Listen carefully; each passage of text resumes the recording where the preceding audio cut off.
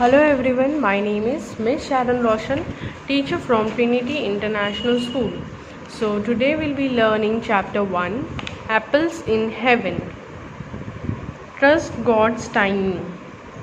Trust God's timing यानी कि God जो समय पे देता है उस पर हमें ट्रस्ट करना चाहिए, हमें विश्वास करना चाहिए. So once there was a little girl on earth. One fine day she came to know that God is distributing apples to humans in his palace at heaven.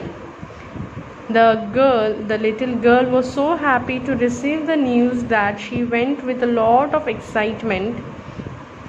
Heavens यानी कि आप कुछ जानते हो हेवन क्या होता है? हेवन यानी कि a place regarded in a various religious as the home of a God. ठीक है. एंड एक्साइटमेंट यानी उत्सुकता से वो एकदम जाती है. उसे एक लड़की को मालूम पड़ता है कि गॉड है ना जो अपने पैलेस में, अपने घर में सभी इंसानों को एप्पल्स बांट रहे हैं. तो वो एकदम बड़ी खुश हो जाती है, एक्साइटमेंट में जाती है एप्पल्स लाने के लिए. So what happens, the little to heaven to get a apple from God. There was a big queue standing to get the apples from God and this kid also join in that queue. क्या होता है कि वहाँ पे when she goes there तो बहुत बड़ी line रहती है. तो even this girl goes and stand in line, वो क्यू में ज्वाइन हो जाती है. While she was standing, she was excited and thrilled to think that she is going to receive an apple from God's hand. जब वो Q में खड़ी थी तो वो बहुत ज़्यादा सोच रही थी, उस चीज़ पे बहुत ज़्यादा सोचने लगी, बहुत ज़्यादा एक्साइटेड हो गई. When her turn came, the little girl opened both her hands to receive the apple from God. When her turn came, the little girl opened both her hands to receive an apple from God. जब उसका समय आया, जब वो आगे चली गई, उसका समय आ गया, तो what happened, उसने अपने दोनों हाथ को ऐसे खोल दिए गॉड से एप्पल लेने के लिए. God gave her the apple. Unfortunately, the tiny hands could not hold that big apple. The apple fell down and got wasted in the mud. क्या हुआ, एप्पल लिया उसने लेकिन उसके हाथ इतने छोटे थे कि इतना बड़ा एप्पल वो ले नहीं पाई और वो एप्पल नीचे गिर के मट्टी में गिर गया और वेस्ट हो चुका. The little girl was very disappointed. The ministers near God inform that if the little girl wanted to have an apple from God again she has to follow the queue once more. Having waited so long, the little girl did not want to return to the earth empty-handed. Ministers मतलब God के आजू बाजू में जितने भी angels थे उनको minister कहा गया है. तो वो लोग क्या बोलते हैं, इफ़ उसको अगर एप्पल फिर से चाहिए then she has to wait back again, फिर से उसे क्यू लगाना पड़ेगा. और लिटिल गर्ल जो है उसने इतना इंतज़ार किया कि उसको फिर से अर्थ पे खाली हाथ नहीं जाना था. So she decided to wait again in the queue. उसने क्या डिसाइड किया, फिर से मैं क्यू में जाके खड़ी हो जाऊँगी. This time the Q had become even longer than the previous one. ये बार क्या हुआ, क्यू और भी लंबा हो गया, जितना वो पहले था उससे भी और बड़ा हो गया. The little girl could not see a lot of people return back with the apple in their hands and complete satisfaction on their face. The little girl could see a lot of people return back with the apple in their hand and complete satisfaction. उसने देखा कि बहुत सारे लोग Apple लेके जा रहे हैं और सभी के फेस पे ना वो उतना खुशी देख रही थी. She saw very disappointed and said to herself, why me alone did not get the apple in hand when all others were able to get it. तो क्या बोलती है कि मेरे को अकेले को ही एप्पल लेना पॉसिबल क्यों नहीं हुआ जबकि सब लोग ले रहे हैं. Again her turn came and God gave the apple to the little girl and after giving the apple spoke to her. फिर से एक बार उसका टाइम आया और उसने वो एप्पल लिया और गॉड ने उससे बात किया. My dear child, last time after giving you the apple, I noticed that the apple I gave you was a rotten apple. Rotten यानी कि very bad और unpleasant. ठीक है? That is why I made that to fall down from your hands. Having given you a rotten apple, I felt bad for you and wanted to give you the best apple in the farm. That time the best apple in the farm was growing, so I made you wait such a long time in the queue. Here it is, enjoy the best apple now, God said. क्या हुआ कि God बोलते कि जो मैं Apple आपको दे रहा था वो बहुत गंदा हो चुका था, बहुत बैड था, बैड कंडीशन था, इसीलिए मैंने वो एप्पल को आपके हाथ से गिरा दिया. ठीक है, और जब वो एप्पल अच्छे एप्पल्स ग्रो हो रहे थे इसीलिए मैंने आपको और बड़े लाइन में खड़े रहने के लिए कहा ताकि मैं आपको और एक अच्छा बेस्ट एप्पल दूँ. जब उसका सेकंड टर्न आता है तो वो क्या उसको एक बहुत अच्छा एप्पल मिलता है और गॉड बोलता है कि तुम्हें ये लो, अभी एक अच्छा बेस्ट एप्पल आप एंजॉय कर सकते हो. तो इसीलिए इट इज़ कहा गया है कि गॉड की टाइमिंग पे ट्रस्ट करना चाहिए, गॉड का जो टाइमिंग है उस पर विश्वास करना चाहिए. गॉड जो भी करते अच्छे के लिए करते, right. So answer keys we have sent you, you have to write down the answers from the answer key. Chapter number 2, the missing goodbye. The missing goodbye. Humbleness यानी कि क्या, नम्रता. ठीक है. John Matthews worked at a meat distribution factory. He joined as a young technical worker, but technical यानी कि relating to the operations of machine, okay, worker, but over the years through his hard work and dedication he rose to the position of a chief manager. John Matthews जो था वो क्या था, किधर काम करता था, एक मीट डिस्ट्रीब्यूशन फैक्ट्री में. मीट यानी कि मांस जो होते हैं उसे मीट कहते हैं, वहाँ पे डिस्ट्रीब्यूट जहाँ पे करते वो फैक्ट्री में वो काम करता था.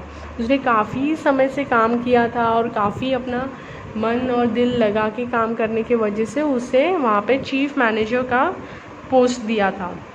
One day when he finished his work, he went into the meat cold room to inspect यानी कि look at closely. Something suddenly the door closed and he was locked inside with no help in sight. Although he screamed यानी कि shouted, चिल्लाया, and knocked with all his might, yet his cries went unheard as no one could hear him outside.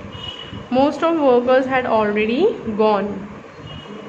क्या होता है कि एक दिन वो ऐसे इंस्पेक्शन के लिए जाता है, मीट्स को देखने के लिए जाता है एकदम पास में से इंस्पेक्ट करने के लिए, लेकिन क्या होता है गलती से दरवाज़ा बंद हो जाता है जिसके कारण वो अंदर ही लॉक हो जाता है.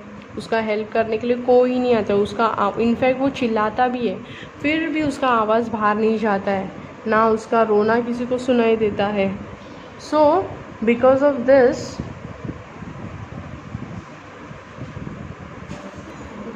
and then no one could hear him, okay, so most of the workers were already gone.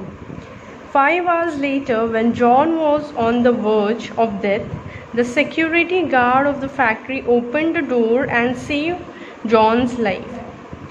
5 घंटे होने के बाद क्या होता है, सिक्योरिटी गार्ड आता है, देखता है जॉन को और उसको बचाता है. वो किधर अटक जाता है, वेयर मीट वॉज देयर. ये पूरा एक कोल्ड स्टोरेज होता है, पूरा ठंडी जगह रहती है. ये मीट जो होता है ना पूरा एक ठंडे रूम में रखा जाता है, वहाँ पे बहुत ज़्यादा टेम्परेचर कोल्ड होता है. You can not stay there for a long period of time. Okay, so he was sitting there inside just because he was locked. अभी उसके पास कोई ऑप्शन ही नहीं था, he couldn't do anything. Security guard आता है, उसको बचाता है. John then asks the security guard how he got to open the door has it was not part of his work routine. John उसको पूछता है कि तुमने ये और डोर कैसे क्या ओपन किया, जबकि ये काम आपका है ही नहीं, आपके रूटीन में ये काम आता ही नहीं, तो हाउ डिड यू मैनेज, मतलब ये ओपन क्यों किया आपने? The guard smiled and explain, I have been working in this factory for 35 years. Hundreds of workers come in and out of the factory every day. I have seen many people rise to high position here. You have also been working here for almost 20 years and have risen to a high position, but you are the only one who greets me in the morning and says goodbye to me every night when leaving after working hours. क्या बोलता है security guard कि तुम एक अकेले बंदे हो जो इतने साल से मैं काम कर रहा हूँ, मतलब आप भी इतने साल से 20 साल से यू आर वर्किंग, 20 ईयर्स से यू आर वर्किंग, तो आप भी छोटे से बड़े हुए, बड़े से और फिर अच्छे पोजीशन में गए। मैं खुद भी काफ़ी टाइम से यहाँ पे काम कर रहा हूँ, लेकिन तुम ही एक अकेले बंदे हो जो मुझे मॉर्निंग में ग्रीट करते हो, गुड मॉर्निंग बोलते हो, जाते समय गुड बाय बोलते हो।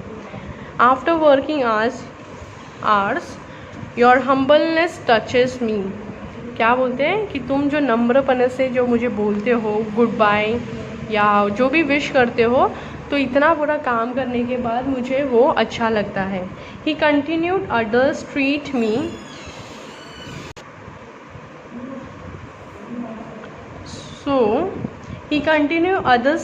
Me if I am invisible.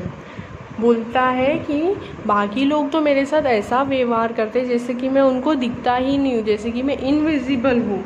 Invisible यानी कि that which can not be seen, मतलब वो लोग मुझे देख ही नहीं पाते, ऐसे बिहेव करते बाकी। Warning, the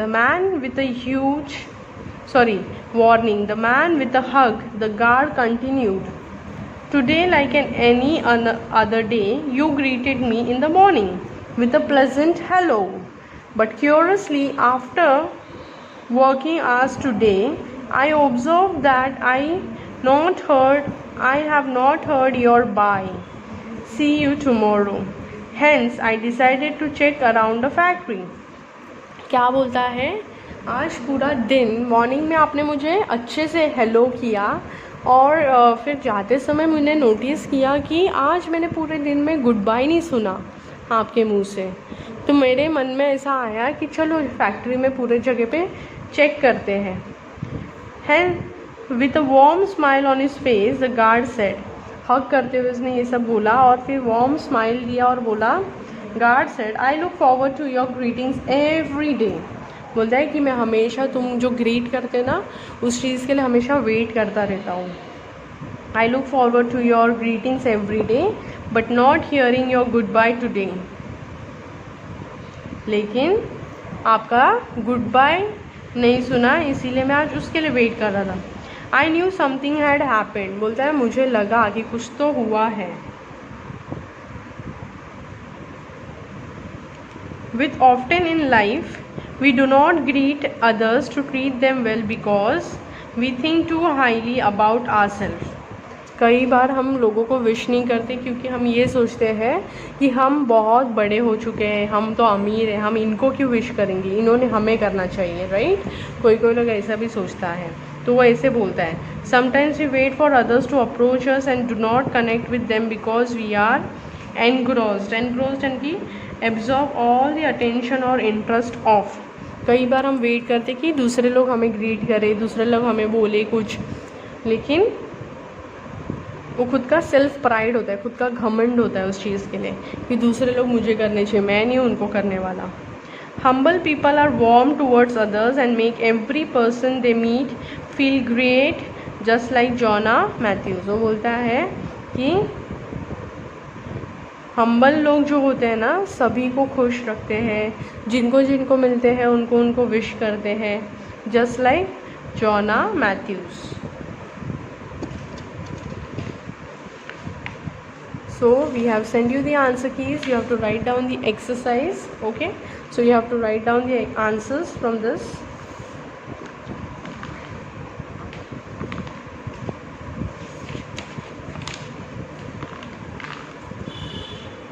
Chapter number 3, the merchant and his 12 assistants. Self confidence. Self confidence यानी कि खुद पे बहुत ज़्यादा भरोसा होना, ठीक है, खुद पे भरोसा है, इसका मतलब होता है self confidence. So once there was a merchant, he used to sell grains. He would go from village to buy grains. Then he would sell the grains in the city. Once there was a merchant, he used to sell grains. He would go from village to buy grains. Then he would see the grains in the city. क्या होता था, एक merchant था जो क्या cell करता था, grains, गेहूँ चावल ये सारे ग्रेन्स जो होते हैं ना, वो ये सेल करता था। सो वो एक गांव से दूसरे गांव से सेल करने जाता था, फिर वो ग्रेन्स को देखता था। One day he was going to the near by village to buy the grains. He had to pass through a dense forest. एकदम खुफिया जंगल से उसे पास होना था जब वो एक ग्रेन्स लेने जा रहा था। While he was walking slowly, for thieves popped out of nowhere. They threatened him, "Give us all that you have, else you will not be able to get out of here alive." वहाँ पे चोर already बैठे हुए रहते हैं। वो लोग उस आदमी को देखते हैं और बोलते हैं कि अभी तुम्हारे पास जो भी है तुम्हें देना पड़ेगा, वरना तुमको यहाँ पे से ज़िंदा जाने नहीं मिलेगा। The merchant thought, "If I am not brave now, I shall not be able to leave the forest alive." So he roared loudly like a lion. "What do you think? I am not alone. I am traveling with 12 more assistants." वो लोग बोलते हैं कि तुम्हें क्या, वो क्या बोलता है, जो मर्चेंट रहता है वो बोलता है तुम्हें क्या लगता है मैं अकेला हूँ, मैं यहाँ पे 12 और लोगों के साथ हूँ। वो एकदम लाउडली लायन के जैसे रोर करता है, चिल्लाता है, ठीक है। So he roars 12 more assistant saying this. वो क्या सोचता है कि अभी अगर मैं अपना स्मार्टनेस यहाँ पे नहीं दिखाऊंगा तो ये लोग मुझे मारेंगे, और मारेंगे तो मुझे यहाँ से जाने नहीं मिलेगा। इसीलिए बहुत ज़ोर से चिल्लाता है, रोर करता है, आवाज़ निकालता है, और फिर बोलता है कि मेरे साथ और भी 12 लोग मेरे साथ हैं। Saying this, he took his bags and started to hit the thieves one by one. ऐसे बोलते ही उसने जो भी चोर थे उनको अपने बैग से मारना स्टार्ट कर दिया। Was hit on the head. He fell down and blood oozed out of his forehead. Seeing their friend injured, the other thieves ran away. The merchant yelled, "You came to steal my things. Where are you all running, cowards?" बोलता है ये देख के ना एक thief को बहुत जोर का फटका लगता है, उसका खून निकलने लगता है। तो वो देख के बाकी सब फ्रेंड्स उसके भागने लग गए। तो वो बोलते अरे तुम लोग तो मेरे को चोरी करने आए थे मेरा, तो अभी तुम लोग कहाँ भाग रहे हो डरपोक लोग।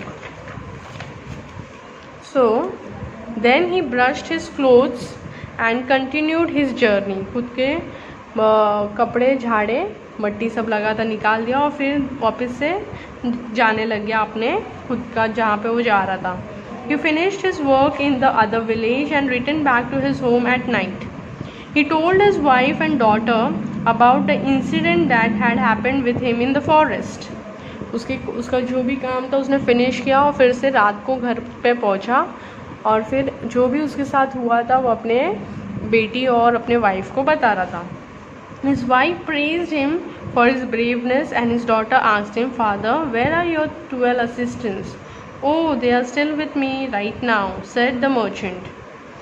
He then continued, "My 2 hands, 2 legs, 2 eyes and 4 metallic weights in my bags make 10. The remaining 2 strong assistants are my bravery and my self-confidence. Without these 2 strong assistants, the other 10 are useless. My dear child, I could easily surrender to the thieves, but I was confident that if I show courage, then I can save my life. So that is just what I did." तो क्या होता है ऐसे में, जो वो talent दिखाता है, ब्रेवरी दिखाता है, मतलब अपना काबिलियत दिखाता है, तभी उसकी वाइफ उसको उस चीज़ की स्तुति करती, प्रेज़ करती है। लेकिन उसकी बेटी पूछती है, "डैडी, लेकिन आपके ये 12 असिस्टेंट है किधर?" तभी जाके वो बोलता है कि ये मेरे 2 हाथ, मेरे 2 पाँव, मेरे 2 आँखें, मेरे 4 मेटालिक वेट, उसने जो वज़न खरीदा था वो, मतलब मेटालिक वेट होता है ना, वज़न करने का तागड़ा होता है जिस पे अपन वज़न कर दे, वो 4 थे उसके पास, उसके बैग में थे। The remaining 2 strong assistant are my bravery and my self confidence. 2 बाकी का जो 2 है वो है मेरा ब्रेवरी और जो खुद पे भरोसा वो। तो ये दोनों के अलावा ये जो 10 है वो तो कुछ काम के ही नहीं थे। तो इसीलिए मुझे खुद कॉन्फिडेंस था कि अगर मैं अपना करेज लेके दिखाऊंगा तो हो जाएगा करके, एंड वैसे ही हुआ। So here are there some question answers exercise. So we have sent you the answer keys. You have to write down the answers from your answer key. So we'll go to chapter number 6. Which one are you? Which one are you? A young woman went to her mother and told her about the difficulties she is facing in life. She was tired of fighting and struggling in life. Her mother took her to the kitchen. She filled 3 pots with water. In the first, she placed carrots. In the second, she placed eggs. And in the last, she placed ground coffee beans. एक लड़की थी, काफ़ी young लड़की थी, उसको उसके life में बहुत प्रॉब्लम्स थे। ओके, उसमें उसके लाइफ में जो प्रॉब्लम्स थे तो जो फेस कर रही थी, तो वो अपने मम्मी को शेयर करने गई कि मम्मी मैं क्या क्या प्रॉब्लम्स फेस कर रही हूँ। तो उसकी मम्मी उसको किचन में लेके जाती है, वहाँ पे 3 पॉट्स लेती, 3 मटके लेती है। एक पॉट में क्या डालती है, गाजर, कैरेट्स। एक पॉट में डालती एग्स, अंडे होते हैं ना, अंडे डालती है। तीसरे पॉट में क्या डालती है, कॉफ़ी बीन्स। ठीक है। She let them boil for half an hour. Then she turned off the burner and took the carrots and eggs out and placed them in a bowl. Finally, she strained the coffee beans.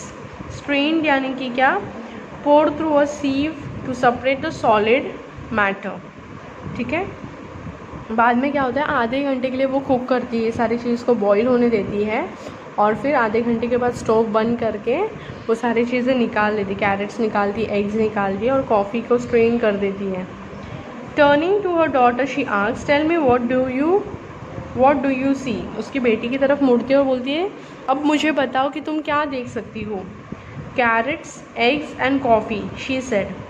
The mother brought her closer and asked her to feel the carrots. She did not note that they were soft and mushy. क्या हुआ, उसने बोला कि तुम आगे आओ और फिर देखो कि अब क्या है, तुम नोटिस करो। उसने नोटिस नहीं किया कि अभी कैरेट्स बहुत ज़्यादा सॉफ्ट हो चुके हैं, मशी हो सकते हैं। मशी यानी कि soft, wet and pulpy. She then asked her to take an egg and break it, and after pulling off the shell she observe that harden egg. Finally she asked her to sip the coffee. उसने फिर egg को भी ऐसे किया, तोड़ा, फिर देखा कितना सॉफ्ट हो चुका था, फिर फाइनली कॉफ़ी का उसने सिप लेने बोला. The daughter smiled and she tasted it deep flavour and inhaled its rich aroma. Inhale यानी कि ब्रीथ इन किया, अरोमा यानी कि प्लेजेंट स्मेल. ठीक है। Mother what does it mean, she asked. उसकी मम्मी को पूछती है कि इसका मीनिंग क्या है, मुझे बताओ, what does it mean.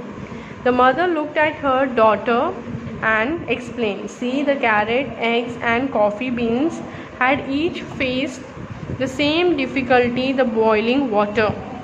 However, each one reacted differently because of its attitude." बोलती कि तीनों ने सेम चीज़ें बेयर की, तीनों को मैंने पानी में डाला, तीनों को बॉईल किया, लेकिन तीनों ने अलग अलग तरीके से अपने खुद के अलग अलग एटीट्यूड के वजह से वो लोग ने फेस किया. The carrot went in a strong and hard, but in a boiling water become soft and weak. The egg was fragile. Fragile यानी कि easily broken or damaged. Within thin outer shell. Inside the boiling water, it became hard. However, the ground coffee beans were unique. Unique यानी कि special or unusual. After they were exposed to the boiling water, they changed the water and created something new. Which one are you? asked the mother to her. बोलती कि तुम कैसी हो, बताओ मुझे अभी. कैरेट तो बहुत ज़्यादा हार्ड था, फिर भी वो मशी हो गया, सॉफ्ट हो गया when we put into boiling water. अभी एग जो था काफ़ी ज़्यादा हार्ड हो गया बाहर से, लेकिन अंदर से कितना सॉफ्ट था, फ्रजाइल था. कॉफ़ी बीन्स का कुछ अलग ही चीज़ है, लेकिन जब वो पानी के साथ मिल के मिक्स होती है तो उसके अलग ही अरोमा आता है, राइट. तो बोलती तुम कौन से प्रॉब्लम्स को फेस कर रही हो वो मुझे बताओ, अभी तुम कौन सी हो. When faced with difficulty, always react like a coffee beans. Hold a positive attitude and face the challenge in such a way that you challenge the problem into an opportunity. बोलती कि हमेशा कॉफ़ी बीन्स के जैसे problems को face करना चाहिए. अगर जब तुम कुछ चैलेंज फेस कर रहे हो तो उस चैलेंज को एक अपॉर्चुनिटी के हिसाब से तुम्हें सॉल्व करना चाहिए. Make things work in your favour through a positive attitude. बोलती है कि तुम्हारा जो काम है खुद के फेवर में होना चाहिए, खुद के साइड से होना चाहिए, ताकि आपका एक पॉजिटिव एटीट्यूड बना रहे. So here there is an exercise. Okay, so you have to write down the exercise from your answer keys which we have sent you. So chapter number 7, power of one. Power of one. One day a man was walking down a quiet and deserted यानी कि क्या, desert जो रेत रहती है ना beaches के पास, उसको बोलते हैं डेजर्ट. ठीक है. Mexican beach at sunset. As he walked along, he began to see another man in the distance. As he grew near, he noticed that the local native kept leaning down, picking something up and throwing it out into the water. Time and again, he kept hurling things out into the sea. एक Mexican आदमी जो desert में चल रहा था, बीच था, sunset था, वो चल रहा था, तो उसने डिस्टेंस में काफ़ी दूर में नोटिस किया कि उसी गांव का बंदा है जो कुछ तो कर रहा है. क्या कर रहा था, बीचेस पे जो भी उसको मिल रहा था वो बाहर की तरफ, पानी की तरफ फेंक रहा था, और कई बार वो चीज़ को रिपीट कर रहा था. As the man approached even closer, he noticed that the native man was picking up a starfish that had been washed away by the waves. One at a time, he was throwing them back into the water. The man was puzzled to see this. उसने और थोड़े आगे जाके देखा वो क्या कर रहा है, तो देखा तो जो स्टार फिश रहते हैं ना, स्टार फिश, उसको वो बार बार एक एक स्टार फिश को पानी में फेंक रहा था. वो स्टार फिश सारे जो है ना पानी वेव्स के वजह से, लहर के वजह से बाहर आ चुके थे. ठीक है. कई बार होता है कि बड़े बड़े मछलियाँ, स्टार फिश, जेली फिश, ऐसे फिशेस जो है ना ऐसे एकदम करीब आ जाए तो लहर के वजह से वो लोग बाहर आ जाते हैं मट्टी पे, जिसकी वजह से कभी कभी वो लोग मर जाते हैं. तो ये आदमी क्या कर रहा था, उसने स्टार फिश को देखा तो एक एक स्टार फिश को पानी में डाल रहा था. तो मैक्सिकन आदमी जो था वो अमेज्ड हो गया, मतलब ऐसा उसको ऐसा लगा ये क्या कर रहा है ऐसा, मतलब. तो he said to that native man, मतलब वो गाँव का जो आदमी था उसको बोलता है, good evening friend, I was wondering what are you doing. बोलता है मैं सोच रहा था कि तुम क्या कर रहे हो. A local native smiled and said, I am throwing this starfish back into the sea. You see it is low tide right now and all these starfish have been washed up onto the shore. If I don't throw them back into the sea, they will die here from lack of oxygen. क्या बोलता है कि अभी low tide है, अभी पानी अंदर जा चुका है, जिसके वजह से स्टारफिश अभी पानी में जा नहीं सकते हैं. आप देख सकते हो लो टाइड है, इसीलिए मैं अभी सारे स्टारफिश को एक एक करके पानी में डाल रहा हूँ, ताकि वो लोग अभी सी शोर पे आ गए ना, बाहर किनारे पे आ गए, तो उनको अभी ऑक्सीजन की वजह से ये लोग मर जाएंगे.